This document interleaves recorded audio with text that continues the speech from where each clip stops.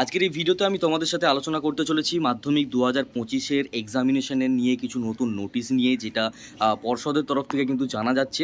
সেই বিষয় নিয়েই আমি তোমাদের সাথে আজকের এই ভিডিওতে আলোচনা করতে চলেছি।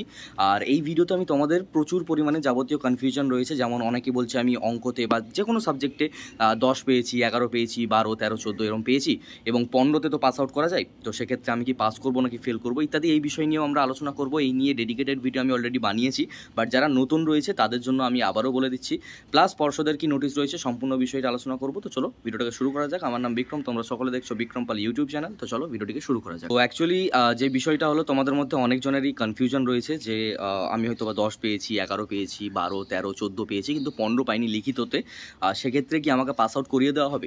তো সেক্ষেত্রে অবশ্যই তোমাদেরকে কিন্তু পাস আউট করিয়ে দেওয়া হবে।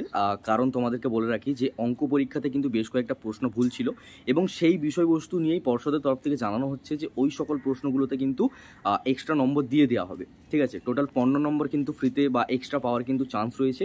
এর মধ্যে যদি 10 নম্বরও দেয় সেক্ষেত্রে কিন্তু তোমরা পাস আউট করে যাচ্ছ। তার জন্য আগের ভিডিওতে আমি তোমাদেরকে বলেছিলাম যদি কেউ 5 নম্বরও পায় সেক্ষেত্রেও কিন্তু সে পাস আউট করে যাবে। এছাড়াও তোমাদেরকে বলে রাখা ভালো যে মাধ্যমিকে পর্ষদের তরফ থেকে কিন্তু চেষ্টা করানোই হয় স্টুডেন্টদেরকে পাস আউট করিয়ে দেওয়ার। ঠিক আছে, তো এই রইল একটা কনফিউশন, যেটা আমি ক্লিয়ার করিয়ে দিলাম। এবার হ্যাঁ, যদি কেউ 5 নম্বরের থেকেও কম পায় সেক্ষেত্রে সে কিন্তু ফেল করতে পারে, মানে তার এর থেকে বেশি কিছু বলা যায় না। আর এর পাশাপাশি তোমাদেরকে বলে রাখা ভালো, তো তোমাদের যে কোনো এক্সামিনেশন হয়ে থাকুক না কেন তাতে যদি তোমরা শূন্য খাতা জমা না দাও সেক্ষেত্রে কিন্তু তোমরা পাস আউট করে যাচ্ছ। এবং এই বিষয় নিয়েই পর্ষদের তরফ থেকে কিন্তু ক্ল্যারিফিকেশনও চলে এসেছে যে কিন্তু এক্সট্রা নম্বর দেওয়া হবে এবং এতে কিন্তু স্টুডেন্টরা পাস আউটও করে যাবে। ঠিক আছে, এরই সাথে আরও কিছু কিছু প্রশ্ন রয়েছে তোমাদের, যেমন কিনা তোমাদের অনেকেরই কোয়েশ্চেন আছে যে আমি কিছুটা কোয়েশ্চেন অ্যাটেম্প করেছি, কিছুটা করিনি, তো সেক্ষেত্রে আমাকে ফুল নাম্বার দেওয়া হবে নাকি নাম্বার কাটা হবে বা ইত্যাদি।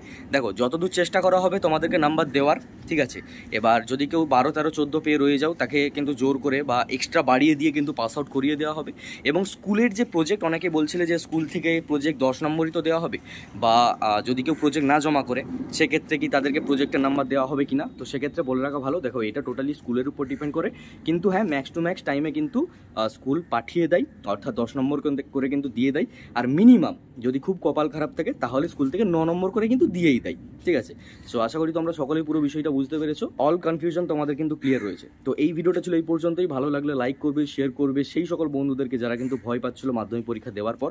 ঠিক আছে, আর দেখা হচ্ছে পরবর্তী কোনো এক ভিডিওতে নতুন কিছু টপিক নিয়ে। সকলেই ভালো থেকো, সুস্থ থেকো, চ্যানেলটাকে সাবস্ক্রাইব করে যেও এবং নোটিফিকেশন বেলটাতে অল দাবিয়ে দিও। বাই।